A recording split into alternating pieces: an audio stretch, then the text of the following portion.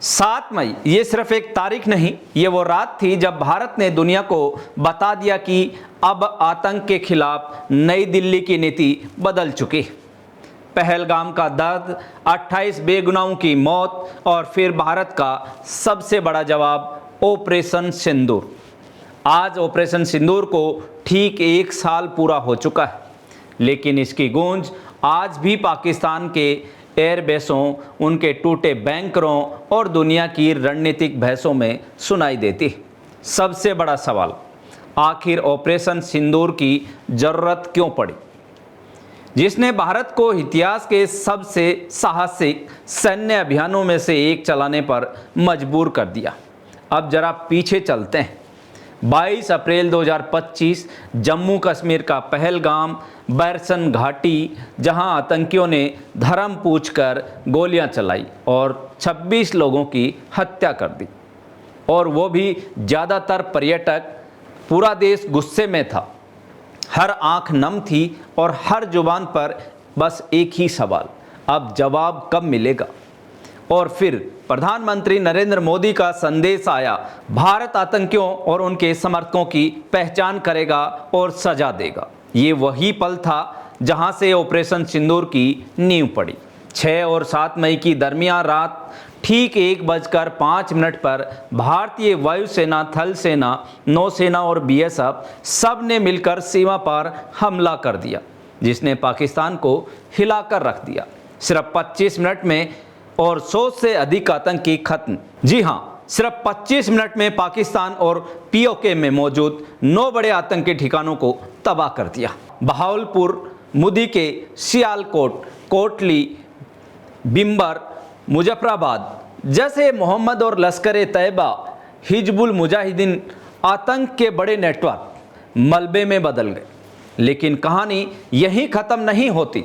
अब जरा सोचिए, ये हमला सिर्फ बदला नहीं था, ये भारत की नई सैन्य सोच का ऐलान था। AI आधारित टारगेटिंग, डेटा नेटवर्किंग, सटीक स्टैंड ऑफ हथियार और फिर ब्रह्मोस मिसाइलों की गर्जना, स्कैल्प क्रूज मिसाइल, क्रिस्टल मेज सिस्टम। ऐसा हमला जिसे दुनिया के डिफेंस एक्सपर्ट ने भारत का सबसे सटीक ऑपरेशन बताया। दावा किया गया कि 100 से ज़्यादा आतंकी और उनके प्रशिक्षक मारे गए। और फिर जब पाकिस्तान ने जवाबी हमला करने की कोशिश की, तब भारत ने और बड़ा दांव खेला। 10 मई भारतीय सेना ने पाकिस्तान के एयरबेसों को निशाना बनाया। रावलपिंडी का नूर खान एयरबेस, बोलारी, सरगोधा, सुक्कुर और जकबाबाद के एयरबेस को नष्ट कर दिया। कुल 11 बड़े एयरबेस, 19 बार ब्रह्मोस हमले किए गए। और फिर S-400 एयर डिफेंस सिस्टम, जिसने पाकिस्तानी ड्रोन और विमानों को हवा में ही ख़त्म कर दिया। बताया गया कि पाकिस्तान को अरबों डॉलर का नुकसान हुआ। उसकी उत्तरी वायु कमान लगभग अंधी हो गई। और ये वही पल था जब दुनिया समझ गई कि भारत अब सिर्फ प्रतिक्रिया नहीं देता, रणनीतिक जवाब भी देता है। लेकिन सवाल सिस्टम पर भी उठ रहे हैं। क्या इस युद्ध को सिर्फ हथियारों ने रोका? नहीं, यहाँ कूटनीति भी उतनी ही अहम थी। अमेरिका ने बैक चैनल से बातचीत शुरू की। रिपोर्ट्स के मुताबिक पाकिस्तान ने अमेरिकी अधिकारियों से दर्जनों बार संपर्क किया। अमेरिकी राष्ट्रपति डोनाल्ड ट्रंप ने भी युद्ध विराम का श्रेय लेने की पूरी कोशिश की, लेकिन भारत का रुख साफ था, आतंक और बातचीत साथ साथ नहीं चल सकते।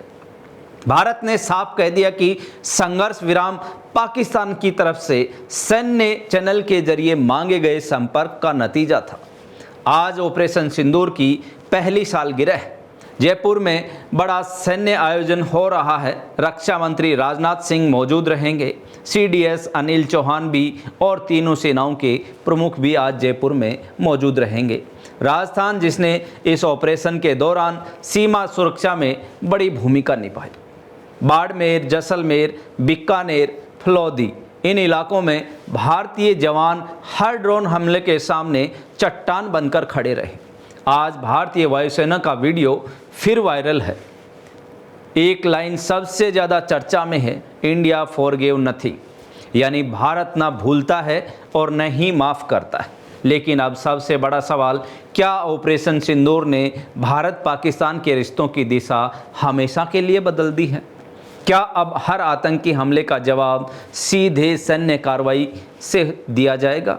और क्या दुनिया अब समझ चुकी है कि नया भारत सीमा पार आतंकवाद पर समझौता नहीं करेगा?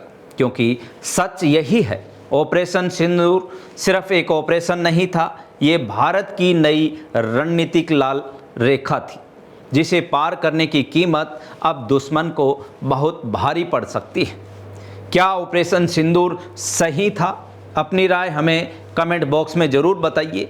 वीडियो पसंद आया हो तो लाइक और शेयर करें और ऐसे ही बड़े राष्ट्रीय विश्लेषण के लिए जुड़े रहें जागो इंडिया जागो के साथ। जय हिंद।